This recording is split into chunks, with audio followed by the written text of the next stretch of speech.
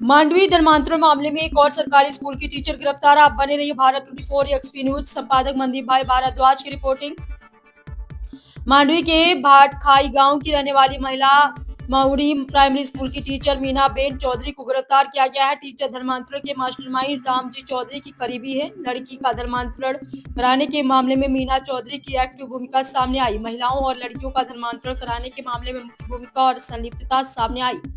गिरफ्तारी से पहले मीना चौधरी ने अपना फोन भी फॉर्मेट कर लिया था। 2 दिन पहले टीचर राकेश वसावा को गिरफ्तार किया गया था। उसके बाद अब महिला टीचर की गिरफ्तारी से और भी बड़े खुलासे हो सकते हैं। अब तक मास्टरमाइंड पादरी टीचर रामजी चौधरी, टीचर गुरुजी चौधरी, टीचर राकेश वसावा, टीचर मीना चौधरी, इस तरह कुल 4 टीचर गिरफ्तार हो चुके हैं। जबकि धर्मांतरण मामले में डॉक्टर अंकित चौधरी और नवीन चौधरी समेत कुल 6 आरोपियों को गिरफ्तार किया गया है।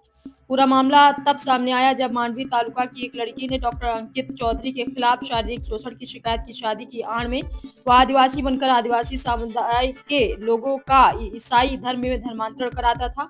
जांच अधिकारी डीवाईएसपी वीके वानर ने पूरे रैकेट का पर्दाफाश किया है।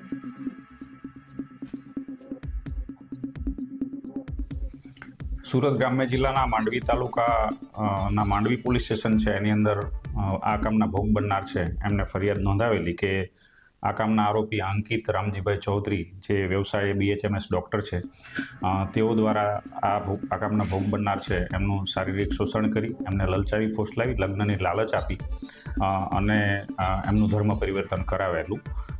એ સબબ પ્રથમ BNS કલમ 69-351/3 મુજબની ફરિયાદ નોંધવામાં આવેલી।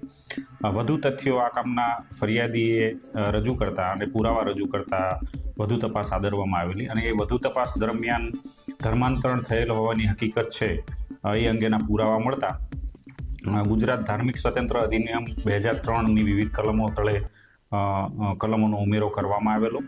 આ કામના જે આરોપીઓ છે એમણે આ કામના ભોગ બનનાર છે એમને સુઆયોજિત રીતે પોતાનો કોમન ઇન્ટેન્શન પાર પાડવા માટે થઈને ધર્માંતરણ કરેલો હોવાની હકીકતો જણાવી આવેલી।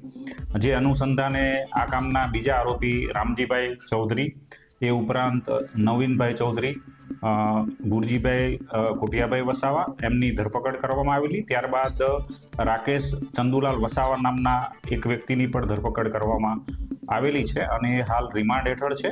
એ ઉપરાંત આજરોજ વધુ પુરાવા આધારે અન્ય આરોપી બેન મીનાબેન ચિરાગભાઈ ચૌધરી મૂળ ભાતખાઈ તાલુકો માંડવીના રહેવાસી છે અને તેઓ માંડવી તાલુકાના મહોડી ગામ ખાતે પ્રાથમિક શાળામાં શિક્ષિકા તરીકે નોકરી કરે છે।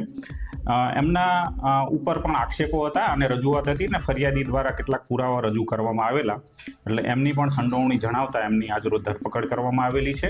એ હાલ પોલીસ કસ્ટડીમાં છે અને એમની વિગતે પૂછપરછ ચાલુ છે।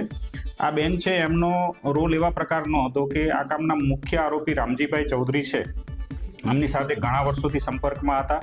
તેમના ત્યાં આવવા જવાનો ઘરોબો હતો અને ધર્મ પરિવર્તનની જે પ્રવૃત્તિ જ્યારે થઈ આ બેન ભોગ બનનાર બેનની ત્યારે ત્યાં એમની હાજરી છે। આ તમામ ધર્મ પરિવર્તન કરવાની પ્રોસિજર છે એની અંદર એમનો સક્રિય રોલ છે એટલે એમની ધરપકડ કરવામાં આવેલી છે। વિગતે પૂછપરછ ચાલુ છે। જરૂર જણાશે તો એમના પોલીસ કસ્ટડી રિમાન્ડ મેળવી અને વધારે પૂછપરછ કરવામાં આવશે।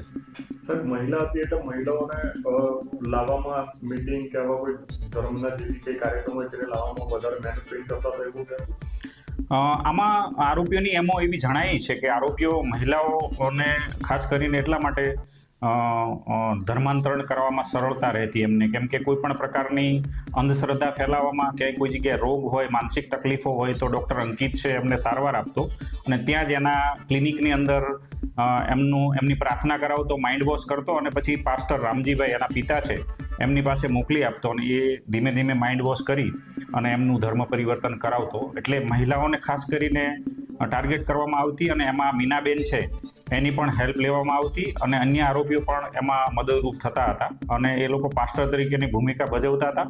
આ જે આરોપીઓ છે એમણે સુઆયોજિત રીતે ધર્મ પરિવર્તન કરાવવા માટે એક ટ્રસ્ટની રચના કરવામાં આવેલી અને એ ટ્રસ્ટનું નામ હતું The Pray For Everlasting Charitable Trust.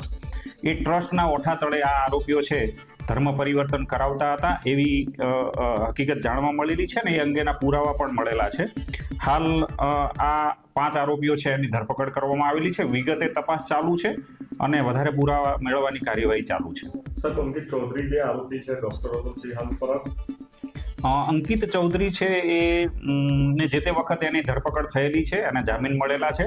એ ઉપરાંત વધારે પૂછપરછ કરવા માટે થઈને એમને વારંવાર નોટિસ કરવામાં આવેલી છે, પરંતુ હાલ તે ફરાર છે અને એ તપાસમાં એમણે સહકાર આપેલો નથી અને એમની પૂછપરછ કરવાની બાકી છે.